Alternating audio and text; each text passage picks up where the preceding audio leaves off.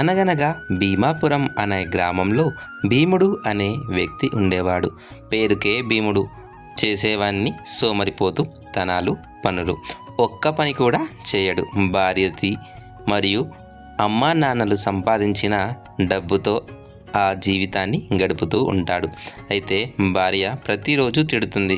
ఏం తిట్టినా పట్టించుకోకుండా అతడు చాలా ఆనందంగా జీవితాన్ని గడుపుతాడు. అయితే ఒకరోజు భార్య సీత భర్తకు ఓ మాట చెబుతుంది. ఏవండోయ్, ఒక మాట వింటారా? మన ఊళ్ళో జమీందారు గారు ఒక ఆవును తెచ్చారు. ఆ ఆవుని ఎవరైతే మచ్చిక చేసుకుంటారో ఆ వారికి 10,000 రూపాయలు ఇస్తానన్నారు. ఈ పని చేసి ఒక వ్యాపారాన్ని స్టార్ట్ చేయని అంటుంది. అంతటితో ఈ ఆవులు, ఈ గుర్రాలు నేను ఎవ్విటికి మచ్చిక చేసుకోను. నేను మచ్చిక చేసుకునేవి సింహాలు. సింహంలా ఉండాలి, సింహం అని అంటాడు భీముడు.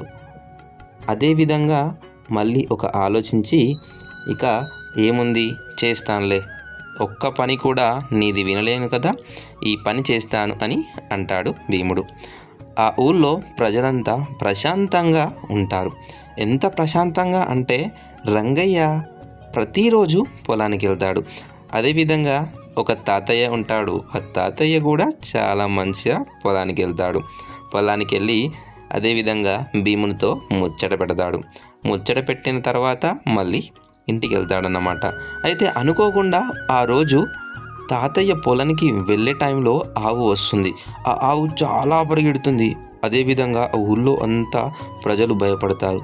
కానీ అక్కడ మళ్ళీ ఆవు చాలా పరిగెడుతుంది. కానీ ఒకరోజు ఆ ఆవుని చూసి ఆ భీముని దగ్గరికి వస్తుంది ఆవు. భీముని దగ్గరికి వచ్చాక ఏం అనదు, ఏమీ అనకుండా భీముని దగ్గర ఆగుతుంది. భీముడు కూడా చూడకుండా వచ్చేసి ఆగుతాడు. ఏమంటుందో అని చూస్తాడు. అందరూ ఆశ్చర్యగితులవుతారు. భీమునికి ఆ ఆవు ఏమీ అనడం లేదు. అంటే భీమునికి ఆ ఆవు లొంగిపోయింది అని అనుకొని చాలా మెచ్చుకుంటారు అక్కడ రంగయ్య, అదేవిధంగా రంగయ్య భార్య రంగమ్మ. ఇంకేముంది, ఆ ఆవును తీసుకొని భీముడు జమీందారుని దగ్గరికి వెళ్ళి జమీందారునికి చెప్తాడు. ఓ జమీందారు గారు, మీరు అన్న విధంగానే ఈ ఆవుని మచ్చిక చేసుకున్నాను. మీరు ప్రకటించారు కదా 10,000 రూపాయలు ఇస్తానని ఆవును మచ్చిక చేసుకున్న వారికి అని అంటాడు భీముడు. ఆ భీముని మాటలు విన్న జమీందారుడు ఇలా అంటాడు. మచ్చిక చేసుకున్నావు సరే, కానీ ఈ ఆవుని మా దగ్గర ఉన్న వాళ్ళకి మచ్చిక చేయాలి అంటాడు. దాంతో మనోడు ఆలోచిస్తూ ఉంటాడు. ఆలోచించాల్సిన అవసరమేమీ లేదు, మచ్చిక చేస్తే నీకు ఇంకా డబ్బులు ఇస్తానని అంటాడు.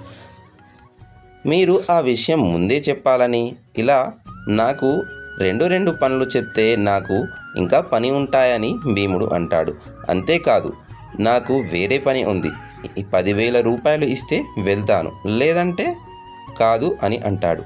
దాంతో ఆ జమీందారుడు ఆలోచించి, నీకు ఇంకో 10,000 రూపాయల కంటే 10,000కు 10,000 20,000 కలిపి ఇస్తాను. ఇలా చేస్తే నీకే కదా లాభం అని అంటాడు.